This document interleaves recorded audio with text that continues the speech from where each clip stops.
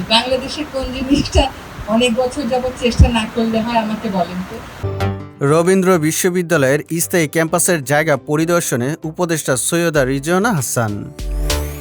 সোমবার ১৬ জুন সকাল ১০টার দিকে রবীন্দ্র বিশ্ববিদ্যালয়ের অস্থায়ী একাডেমিক ৩-এ তিনি আসেন। এ সময় বিশ্ববিদ্যালয়ের উপাচার্য professor doctor SM. Hasan Talukdar, উপাচার্য প্রফেসর ডক্টর সুমন কান্তি বড়ুয়া, ট্রেজারার প্রফেসর ডক্টর ফিরোজা আহমদ সহ বিশ্ববিদ্যালয়ের শিক্ষক, শিক্ষার্থী ও কর্মকর্তারা তাকে স্বাগত জানান।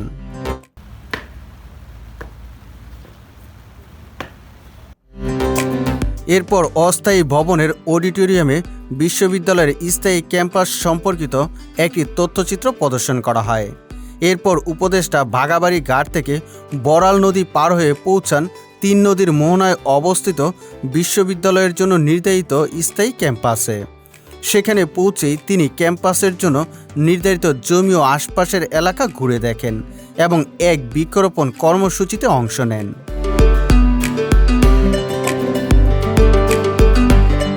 এই সফরে তার সঙ্গে ছিলেন বাংলাদেশ পরিকল্পনা কমিশনের আর্থসামাজিক অবকাঠামো বিভাগের সদস্য সচিব ডক্টর কায়ুমারা বেগম। স্থানীয় প্রশাসনের পক্ষ থেকে উপস্থিত ছিলেন সিরাজগঞ্জের জেলা প্রশাসক মোহাম্মদ নজরুল ইসলাম, পুলিশ সুপার ফারুক হোসেন, শাহজাদপুর উপজেলা নির্বাহী কর্মকর্তা মোহাম্মদ কামরুজ্জামান সহ প্রশাসনের কর্মকর্তারা। অনুষ্ঠানে আরও উপস্থিত ছিলেন বিশ্ববিদ্যালয়ের শিক্ষক, শিক্ষার্থী, কর্মকর্তা ও কর্মচারীরা।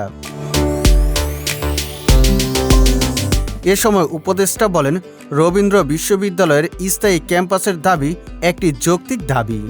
এখানে হতাশার কিছু নেই। এই বাংলাদেশে দীর্ঘ সময় ধরে চেষ্টা না করলে কোনো কিছু হয় না। রবীন্দ্র বিশ্ববিদ্যালয়ের নাম শুনলে কাব্যিক একটা অনুভূতি হয়। আজকের দিনটাও সেই অনুভূতিটাকে সমর্থন করলো। আপনাদের বিশ্ববিদ্যালয়ের দাবিটি একটি যৌক্তিক দাবি, আপনাদের নিজস্ব একটা ক্যাম্পাসের দাবি একটা যৌক্তিক দাবি। এখানে হতাশা ছড়ানোর কিছু নেই যে আমরা এত বছর যাবত চেষ্টা করছি, বাংলাদেশের কোন জিনিসটা অনেক বছর যাবত চেষ্টা না করলে হয় আমাকে বলেন তো। সিরাজগঞ্জ থেকে মাসুম হোসেন অন্তুর পাঠানো তথ্যচিত্রে ডেস্ক রিপোর্ট।